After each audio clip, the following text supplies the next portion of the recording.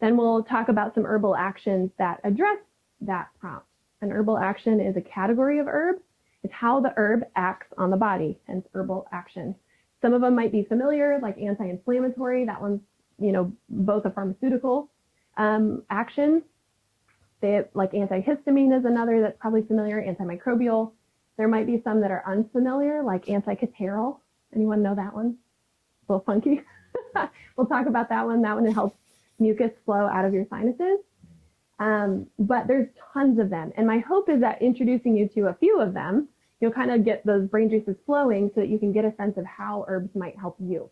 But if you just type into Google herbal actions, you'll find tons of charts with a million different herbal actions and then what they do, and then some herbs associated with those. So like I said before, it's not a one size fits all. If you struggle with inflammation in your shoulders and you search an anti-inflammatory, you're going to get a bunch of herbs. Go research those herbs to understand which ones have an affinity for muscle tension, possibly even shoulder tension, stress tension, and then start to explore those. They're very nuanced. Does that make sense? Okay. After we do the herbal actions, we'll introduce a type of herbal preparation. So those are things like tinctures, tea infusions, syrups, rolled pills. Those are the ones that we're going to cover today. Each exercise will have a different preparation method, so you can kind of see the scope. Like I was saying in your question about the quercetin, we are going to explore several different preparation methods, but you need to choose one that works well for you. Each one has its pros and cons. Water extraction is better for minerals, whereas alcohol extraction is going to be great for essential oils. And there's, reasons to pick one or the other from a science standpoint. But like I said with your question, if all you're going to do is take a syrup, you're not going to take a tincture, you don't like teas, then just make syrup. And so what if you lose some of the chemical constituents? You're still getting a huge benefit that's worth your time. Does that make sense? Okay. And then at the end, we'll just do a quick summary so that people are feeling like they understand that section. So instead of crafting your own blend, count those herbs. I forgot to tell you guys they're sponsoring our class today, which is so great. It means you get a discount and some other extra goodies, which are in these little packets. But they gave us this memory zest tea. I haven't tried it yet, so hopefully it's good. They just sent it to me. So when we think about trying to do a tea infusion that's going to help us with memory, focus, clarity, all of that kind of thing, 2 different herbal actions come to mind. Can you guys hear me with the water? Okay. The first is a cerebral circulatory stimulant. Try to say that 6 times fast. It is a mouthful, but it is just what it sounds like. Cerebral meaning brain, circulatory meaning your circulatory system, the blood flow, and then stimulant meaning a catalyst. So with the cerebral circulatory stimulant, it's bringing blood to your brain, which means your brain is going to function at a higher capacity, which is great. Some common plants that are associated with this herbal action are rosemary leaf and ginkgo leaf. If anybody's concerned about Alzheimer's, ginkgo is a great one to support your brain with that. So it's also a neuroprotective, meaning it protects the brain. So that's a really awesome one. There are others, but those are 2 great ones. I believe both of them are in this blend, which is fantastic. And then our second herbal action is a nervine nervous system. So it's a nervous system toner or strengthener. Nervines include a whole suite of different types of plants.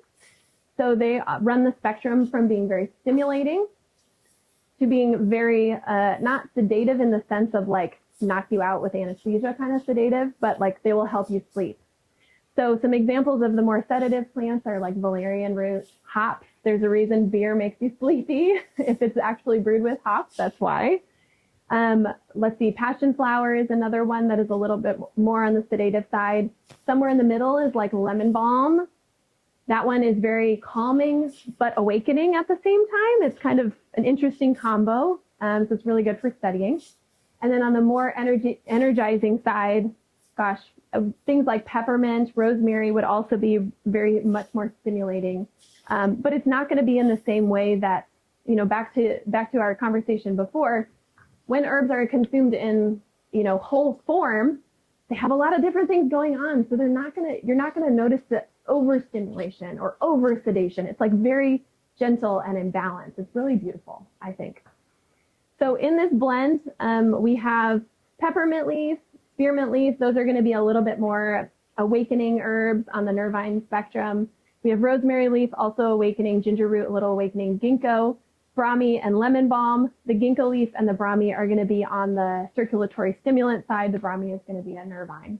So we've got everything in this blend. Our water is almost ready, which is great. The method of herbal preparation we're going to do is an infusion. This is a nice word for a tea in the normal way that we would make a tea. Water extracts are fantastic. Many herbalists say that they are the best way to make herbs because they are really great at extracting a whole suite of different herbal constituents. And I think there's also the component of mindfulness. There's something really beautiful when you stop to make a cup of tea and you have that as part of your rhythm rather than you're on the go just trying to get stuff in your body. You're actually taking time to slow down. So there definitely can be side effects for sure. Usually they are based on like allergies. So for example, ashwagandha is a very common herb. A lot of people have it, but it's a nightshade. So if you have a nightshade allergy, you might experience some GI upset. It can be very individualized though. Most herbs don't have a lot of side effects, but if you research them, usually at the bottom they'll say safety stuff, and then this might be a thing, and then you have some grounding for it. But sometimes it can be kind of individual. I've never seen anything super severe with any of the herbs that we're going to use today. They're pretty mild, food-like. For a decoction, which I'll review when we get there, but for a decoction, it's much more fibrous, woody plant material, really hard berries and nuts, bark, twigs, like hard mushrooms, roots. Very good. So you have to do a little bit more of an aggressive boil with a decoction, whereas with an infusion, we're boiling the water, we'll pour hot water over the herbs, and that will be it. We won't simmer them. Yeah, so everything in our blend today is an infusion plant. So rosemary is a leaf. It's a very resinous, thick leaf, but it still qualifies as an infusion. There are some things that could go either way. Ginger root is one of them, technically a rhizome, but we'll call it root just for clarity. It could be infused because it's kind of soft, but it could also be decocted because it's technically a root. Yeah, turmeric would be the same way. Mm-hmm. Yeah. So you would decoct turmeric? You could do it either way. You could do it either direction. I typically do it for convenience either way. So if my whole blend, except for ginger, would like to be decocted or infused, I just lump it in. Yeah, if you're making a tea blend, thankfully all of these are infused herbs. But if we had an infusion that had some leaves and some roots, we would decoct the roots first, simmering them on the stovetop, turn the boil off, and then add the leaves in, put the lid on, and let it be. You're getting both. Does that make sense? The reason you don't want to infuse or decoct things that don't need it is because it's an aggressive boil, and you would destroy some of the enzymes. You probably are familiar with, you don't want to boil raw honey, right? You don't want to get it too hot because the enzymes will break down. The enzymes that you're after that are really healing will break down and then you've lost them. It's the same thing in the plants. You don't want to do more than you need to. Does that make sense? Mm-hmm. Okay, cool. So what we're going to do is infuse this tea. We'll let it steep. On your instructions, it'll say a little bit longer for medicinal purposes, but Mountain Rose's instructions for this, I think, is 3 to 5 minutes. So we'll let it steep for that. Pour it into some cups and you guys can enjoy it while we do it. So if you wanted to use it medicinally, Mm-hmm. you would infuse it longer? Yes, ma'am. Mm-hmm. There are a few herbs that are not that way. Chamomile will get really bitter if you do that. Anything in green tea, black tea will get bitter. But most herbs can handle a longer infused time. How long would be what you would think about? I mean, Typically, yeah, totally. Typically 30 to 45 minutes is good. If you're going, I don't want to overwhelm with too much information, but if you're going for more of a mineral infusion, so for me, I'm concerned about getting enough minerals in my body, so I will steep nettle leaf, which is super rich in minerals, overnight actually. The longer you steep it, you don't want to go crazy because you don't want pathogens in it, but I will let it steep overnight, pop it in the fridge, and then it's super mineral rich. So kind of longer you can go with minerals, the better. But okay, great. Everybody, we're going to move on to exercise 2. This is going to be for something you're probably more familiar with, sneak peek. It's elderberry syrup, so very exciting. When we think about immune stuff, both preventing sickness, but also helping, when we actively are sick, one of the first things that comes to my mind is an antimicrobial. Anti-microbes. So it's not specifically like antibiotic or antifungal. Usually it's going to be pretty broad spectrum. But one of the things that I love about herbs in this antimicrobial space is that they're discerning. So in the pharmaceutical space, we have an antibiotic that targets a whole slew of good and bad bacteria in the case of an antibiotic. And then we're set back in our gut system and all of this stuff. There's a lot of headache that comes once we take those. But with antimicrobials in an herbal space, they're very discerning. So oftentimes we're actually, all we're doing is taking care of the bad guys and allowing space for the good guys to thrive, which is how our immune system works in some ways. So either an antimicrobial herb will actively themselves target the microbes. They go on, the war line and they are going after the microbes, or they support the body's defense system to be able to target those microbes. Does that make sense? So it can be either. It's not that I'm going down the anti-vax route, but like detox from people that got the vaccine. Yeah. Family members all got it, and I have a brother-in-law that's got bad side effects. Definitely. So. Yeah. So you're asking what would be a good remedy in that space? Gosh, I have done deep dives into that myself. I don't know that I have a great, one and done, this is exactly the thing you should do. I know that homeopathy can be very supportive in that space. I don't know what I would recommend from an herbal standpoint in every case. I know that detoxing with chlorella can be very helpful. It's a very safe binder that discriminates against minerals that you want to keep in your body, but it takes out the heavy metals that would be in there. So from the heavy metal standpoint, chlorella is a good detox. Cilantro, awesome. What about pine needle? Yeah, pine needle and rock rose were two that were really helpful when COVID was kind of the big thing, both in preventing infection, but I think also protection from anything vaccine related. Overnight. Do you always is there a difference between cold and hot extracts? Do you want to do something? Great question. Yeah, so there is such a thing as sun tea. Some people call it moon tea, where you would extract overnight or in the sun with lukewarm water, and that's a method of extraction that is beneficial in some ways. I would say I like to start with hot water whenever possible. I do like sun teas. They're fun. They're great for kids. Great when you don't have heat, if you're out at the garden or something like that. But the heat is really going to trigger the bioavailability, the dissolution of those chemicals so that you can get those in your body. But I'm not steeping that nettle overnight on the stovetop or anything. It's hot water when it goes in, and then it is on its own for that period of time. It's whatever you're comfortable with in terms of it sitting at room temp. I'm not super squeamish with I'm not a big germaphobe, so I'm okay with 24 hours, but not everybody is comfortable with that. Yeah. Oh, go for it. How hot is the water? Just off of a boil. So anywhere, just shy of a boil is good, but we don't want it actively boiling when it goes on the leaves. It's a great question. Does that matter for each? I mean, they can get the Breville has one. You can say green tea, it's this temperature. Yeah, you can totally go into a deep dive on the benefits of extracting at certain temperatures. For me, in my capacity, it's not something that I've done. Definitely with coffee, I know that's coffee and tea, green tea. That's definitely there's some talk about benefits in different ranges there. For me, in my simple brain, it is just off of boil. Yeah. If you want to do a deep dive into that, that's great. I would love to learn more about that, but that's what I do. Does that answer your question, Jess? Yeah. Do you have a follow-up? Great. If you're doing am I getting ahead of myself when you're talking about the Decoction? Yeah. We're about to get into it, so questions are fine if you want. Okay, great. Any other questions before we move on? Love all the questions. It's great. Okay, so we talked about antimicrobial in terms of how it works. Some examples are actually found in your kitchen, probably everybody's kitchen. Cayenne pepper is one, garlic's one, clove, ginger. I also have golden seal on this list because that's kind of familiar to people who are dabbling in herbalism. It's a great one. What's that? The college herbalism. Oh. Golden seal is That was one, huh? hope that's on. really golden seal? Clear, allegedly clears the system if you have it detected for other type of herbs in your system. That's funny. I feel like Learning new things. That's so funny. Good information. Golden seal is really great, especially topically. So if you have an infection, it's really great as an ointment. But one of the reasons I put it on here is that it's over harvested.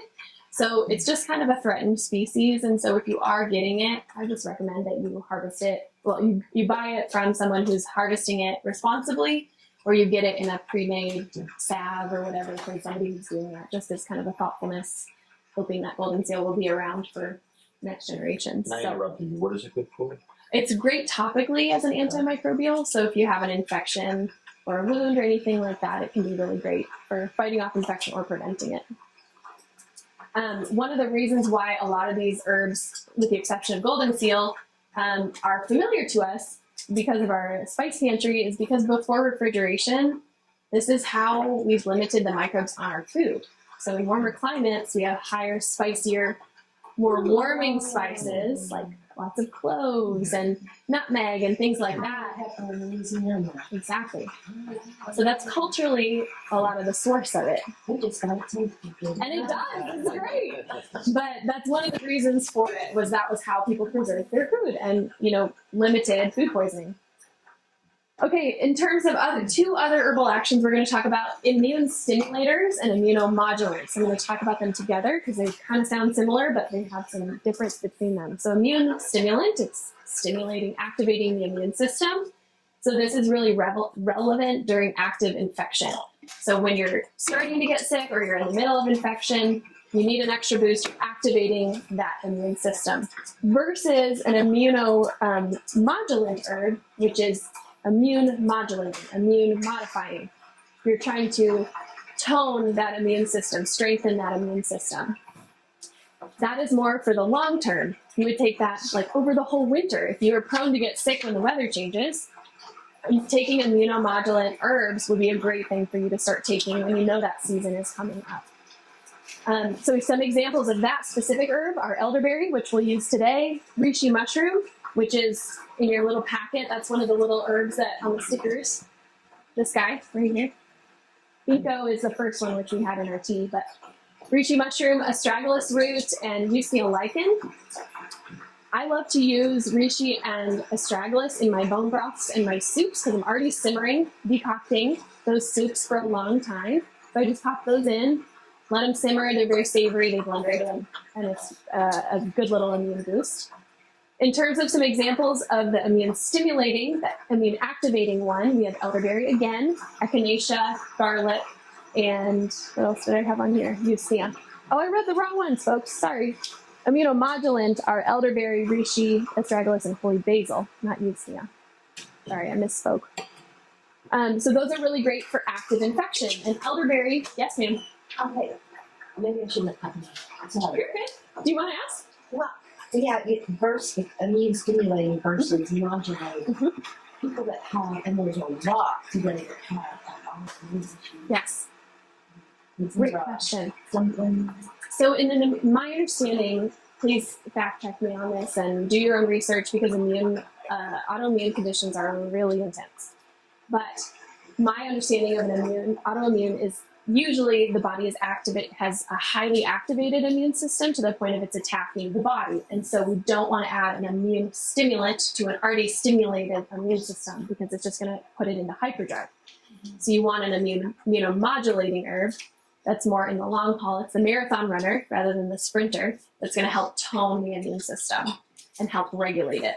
You have to do other things based on the autoimmune and that person's condition, you probably add different things in, but that's a good target herbal action for autoimmune folks. Does that answer? Cool. What are your thoughts on people take the pills for like the gut health?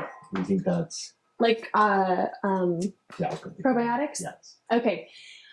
Somebody just asked me this. So I had a My vet very asked me bad this yesterday. experience with it, Okay. 'cause, like mine wasn't bad, so Yeah. and then I grazed it or sort out and Uh-huh. I bought the one with a lot of it.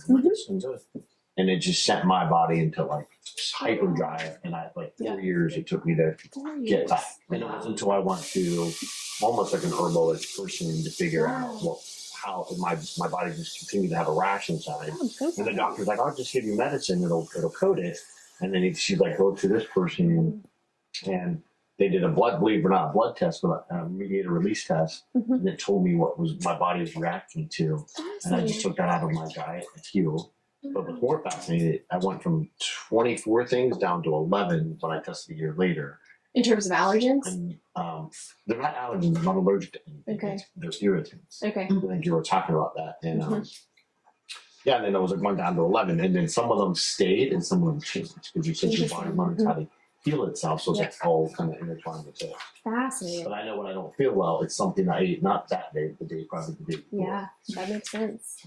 From a probiotic standpoint, I'm very open to push back on this, but my perspective is fermented foods are probably the better way to go. It's, for one, really cheap, whereas probiotics, my vet who was asking me this yesterday, she was like, I spend $100 on probiotics every month. And I was like, what? Yeah. That's crazy.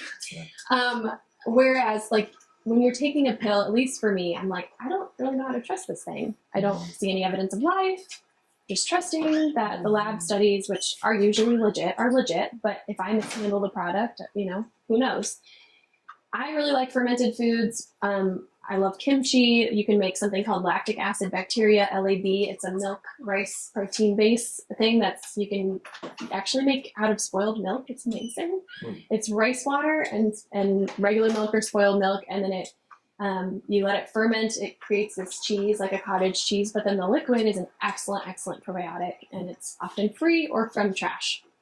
So you can actually get probiotics so much cheaper.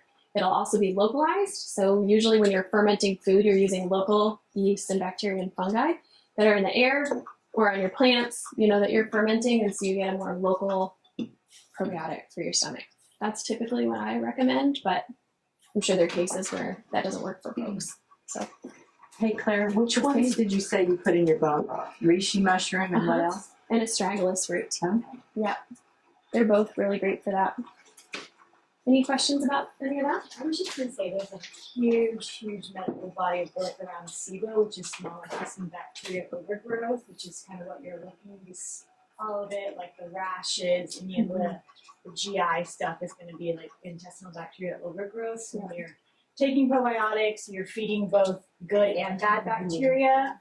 So if you're in the middle of like experiencing any type of overgrowth, then that's gonna be like bloating, indigestion, the rashing. Taking a probiotic is just gonna intensify that. So you have to first reduce the bad bacteria that's occurring. So Yeah, we can that's talk about it later if you guys want. I used to do cleanse consulting on all this stuff for like a decade, but it's a whole huge thing and it's very specialized, and there's a lot of research beyond myself or Claire that supports that. That's awesome. Thanks, Rebecca. Yeah. Sweet. Okay, so as I mentioned earlier, the exercise, or second exercise, the one that we're in, is going to be a decoction. So this is the more aggressive form of water extraction. So when we're actually going to simmer the bark, roots, berries, nuts, seeds, more fibrous, woody materials. So we're going to do that through making an elderberry decoction tea. So that's exercise 1, just a plain old, that's the first preparation we'll make is just a plain old decoction tea, and then we'll convert that into a syrup. So you're getting 2 different preparation methods, but I want you to see like the decoction as the other water extraction. Does that make sense? So I think we'll be able to make a full batch in one of the stock pots, and we'll do it together kind of like we did the water infusion. It takes a while to simmer, so once we get it going, we can take breaks, answer some questions, we'll come back, make the syrup, or at least prep the syrup. I don't know if it's going to be cool enough for us to want to mix in the honey yet. So we may just measure everything and set it aside and follow up later so that we keep the integrity of the raw honey. Does that work for everybody? Honey. So this is a type of herbal preparation that we're not going to do today, but is amazing. It's also called an oxymel. So you might see that as you do your research, but all it is, it's honey with fresh or dried herbs in it. Typically you want to use dried herbs for honey because you don't want to introduce water because that can cause it to go bad, but with garlic it's super antimicrobial, as we already talked about. So it helps protect the honey from going rancid. So a little bit of the moisture is... It's a natural antibiotic. Exactly, yeah, so it's super great. So infused honey can be a great option when you're getting sick, to ward off illness. Do y'all use it for anything else? Just general overall health? Garlic's one of those things, I mean every herb has so many different herbal actions. So it's, you maybe are taking it for immune boosting, but it's also working on your kidneys or your brain or something else. And garlic's that way. It's anti-inflammatory, it's antimicrobial, it's all the things. So it would be appropriate to take this kind of as an ongoing tonic. It would be totally fine. But it won't last you 4 years. Yeah, 3 years. How old is that? this was for 21. Yeah. Yeah, so 2 years. So this is a really great one.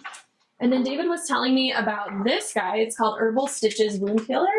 This is really, I've never used this before, but it sounds like such a cool product. It helps with wound healing. So if you are unable to like go get stitches or something like that because you're out in a really remote place, this can really help bind up that wound and protect you. So if you want to check this out. You can pass them around if you want. Oh yeah, that's a great idea. I think they were looking at this. I don't know if y'all have seen that. Pass that around. And then this is a first aid salve. I use something very similar to this. It's not the same brand, but it has that plantain that you guys were talking about. It also has yarrow, calendula, probably comfrey, probably a few other things. Chickweed, which we'll use later, myrrh and sage and St. John's wort. But this is really great for like, I don't know if anybody used like misotracin or antibiotic cream as a kid or even adult for like any bumps and bruises and scrapes and stuff. Neosporin, that's the other one. I was addicted to that stuff as a kid. This is a really great New natural. skin is when I was a kid. Okay. I cleaned that stuff. Oh, yeah. Glue. This would be a really great alternative. I love this stuff for cuts and scrapes and any other like minor skin ailments. So some people will say that the medicine world, like you should just like put aquaphor instead of antibiotic, like Neosporin on because Interesting. you just keep it moist and your body heals itself. That's what I've always like heard more about aquaphor. I've never heard that, but I mean, I think that's like the hope with some of this is it's a salve, so it's going to be in olive oil usually. Yeah. It's usually how this works is you infuse the herbs in oil, usually olive oil, and then you mix a little bit of beeswax so it gets a little bit of thickness, but you have a high level of moisture in the or moisturization in this. So that is effectively what you're doing, but then you have all the herbal actions that are just amazing for me. So this one's great.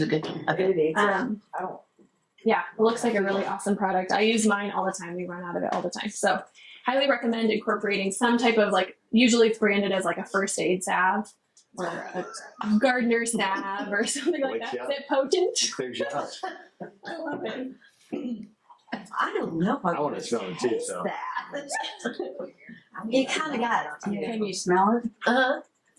It's got a kind of like a garlicky smell, but I can smell it from here. Good Lord. I can't smell it yet. that The was garlic 3 years changes the old. flavor when it's in the honey. It's yeah, not yeah, as, yeah. it's not like hot. No. I eat raw garlic. Oh a my lot of God. times. I mean, just not the whole thing, but I A mean, little bit at a like, time. You know, like these. Okay. Yeah, Yeah. so. David I'm will be impressed. It's so hot for me. No, I mean, I like to do it every day if I can remember. Because it's so good for you. I mean, It's so it's like a miracle. Yes, it's so good for you. It's one of those things that like it does everything. It's like Yeah. garlic, reishi basil, reishi mushroom. It's like, what don't you do? Oregano is a similar thing. Mhm. Yes.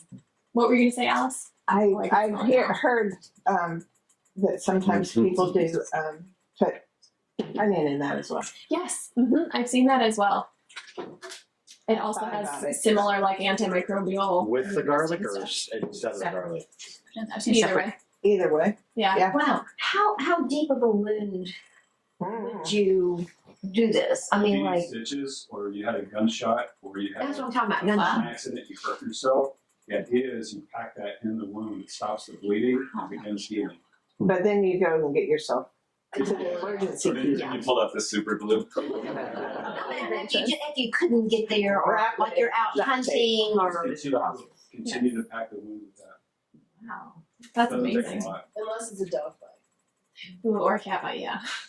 But don't do Stuff out. You don't want to close it. Yeah. But this will close it up. Is that right? Okay. So Well, if you that's didn't want to close it up, you would have to keep opening. That would stop the You have to bleeding. know what you're doing, but Yeah. Lemon will stop if you you're bleeding too. sharpening a knife and cut the side of your finger or Yeah. something, and you need to sew that up. You don't want to go to the hospital to get stitches. You can pack it with this. Okay. Or you can do both. Sterilize a dog bite sort of situation, like clean it and then pack it. Yeah. Huh? Where do you get it? I think this is Missouri. Is it Missouri Tea Company? Yeah. My dog. I mean, Oh, I got it at a It's conference. terrible. I think you can go to this online. okay. You know, you're my online friend. No, but I have another online friend down the road. I saw the Geek Squad going that way. It made me think of Eloise. All right, so we're gonna go ahead and jump into exercise 3. So if y'all want to switch to your packet to the exercise 3 at the header. And then, Michael, I want you to read the prompt because this is the one you've been asking about. Living in Texas, many of us experience seasonal allergies. Let's create an herbal blend that can help our bodies recover from seasonal allergic reactions. Love it. Did anybody else either move to Texas and discover they have allergies or just have had the I mean, I've always had having them? allergies. Yeah. It's just allergies don't go away in Texas. There's no seasonal allergies. They're terrible. Yeah. Probably allergic to something. I heard that the Indians used to call this area, I don't know, the land of bad air in this area. I don't know if that's true. Yeah. I've heard that. It's cedars. Like for I me. used to run half That's marathons. I got down here. I can't run more than 2 miles. My body's just like, nope, not doing it. Well, hopefully this will help at least some. Yeah. So when we think about allergies, of course, we're going to talk about antihistamines because that's kind of the hot button for allergies. But we're also going to look at anti-inflammatory, and then the one I mentioned at the beginning, the anti-catarrhal. So first, we'll look at anti-inflammatory. Inflammation gets a bad rap through Western medicine, I think, of like inflammation's always bad. We want to cut it down, and the reality is, inflammation can be bad, but it also has a role in the body. We have a lot of pollution and toxins in our food, and all these things are causing stress. All these things cause chronic inflammation in the body. That's not good. But inflammation is a good thing in the body when it's bringing blood to a wound, or having something swell up so that it's more immobile, so that your body can heal. Like there is a place for inflammation. But we want to help the body through the use of herbs to use that inflammation effectively and efficiently. So sometimes that translates to removing inflammation or easing some pressure in certain places. In this specific situation, at least for me, my allergies manifest in really tight sinuses. I don't know if anybody else has that, but just like really pressurized, sometimes sinus headaches, that sort of thing. So we're designing a blend, a tincture here, with some herbs that are going to reduce the inflammation in our sinuses a little bit, ease off that pressure, and then in the next herbal action, it's going to allow those sinuses to drain. So that anti-catarrhal herb is the one that's going to thin that mucus out, help it to flow. Mucus is designed to trap pathogens, in this case allergens, and get them out of the body. We want an anti-catarrhal herb, which is going to increase the flow. It thins the mucus, helps it flow, helps it get out. We don't want a decongestant, which is what, at least I grew up taking decongestants when I was sick to get relief from my symptoms. And decongestants are different from anti-catarrhal herbs because they're dehydrating the mucus in your sinuses. It's gross. That's full of pathogens and it's getting crusty in your sinuses. Doesn't that sound fun? Okay. It's not what you want. So this is very different from that, although it hopefully is going to achieve some of the same relief in terms of pressure from your sinuses, but you're actually expelling what's causing the reaction. So remember we talked about root cause. This is part of a root cause. Obviously we have the imbalance in the body of why it's reacting in the first place, but we're getting the pathogens out so that they don't keep triggering your body. Some examples of these herbs are goldenrod. Goldenrod grows everywhere down here. It's fantastic in this action. I love it. It has made such a huge impact for me. Elderflower, so that's the flower of the elderberry, ginger rhizome, and sage. All of these are very accessible to us. Then we have antihistamine. Histamine is a molecule that the body emits in an allergic reaction to kind of send the body into hyper mode to deal with whatever this intruder is. Antihistamine herbs are going to reduce that histamine load in the body. Nettle leaf is an amazing one. So this is stinging nettle. If you've ever wandered through a patch, maybe in the north, not so much in Texas, and you come back with legs on fire, that's your stinging nettle. This is a fabulous herb. Like I said before, nettle is also very mineral rich, so it's an added benefit of this herb. For our herbal preparation today, for this exercise, we're going to do a weight to volume tincture. This is the hardest one of all of 5 or 6 that we'll do today, because it requires a little math. You already saw that math is not my strong suit. So it's a little bit more challenging in that we have to do a little bit of basic math, but it's pretty straightforward. There are 2 methods of tincture. weight to volume, which we're going to do now. Bulk will do next. That's the easier, more old-fashioned version. Tinctures are plain and simple, very concentrated forms of herbs that are extracted in a menstruum. Menstruum is an herbal word for solvent. Usually those solvents or menstruums are some type of neutral alcohol. I like to use vodka, or apple cider vinegar, or glycerin. Glycerin is usually used as something that would be great for pets or cats, or pets or cats. Clearly I have a cat. Pets or children who shouldn't be having alcohol. But most of the tinctures that I make for myself are alcohol. It's easy. I don't love the syrupy, sweet taste of glycerin, so I typically make mine with alcohol. We're going to do a sinus and allergy support tincture. So I took this recipe, tweaked it a little bit, but it's from Chestnut School of Herbal Medicine. And this would be appropriate for any seasonal allergy issues that you have. Taking it when you have symptoms to help rid your body of those allergens and also decrease the histamine load. But it would also be appropriate if you're having some type of respiratory infection and you have a lot of pressure in your sinuses. It will also help, or should also help, take the pressure off those. Is there a good Question? maintenance? Sure, whatever. Like so, I get them all the time. Like, Yeah. really- Totally.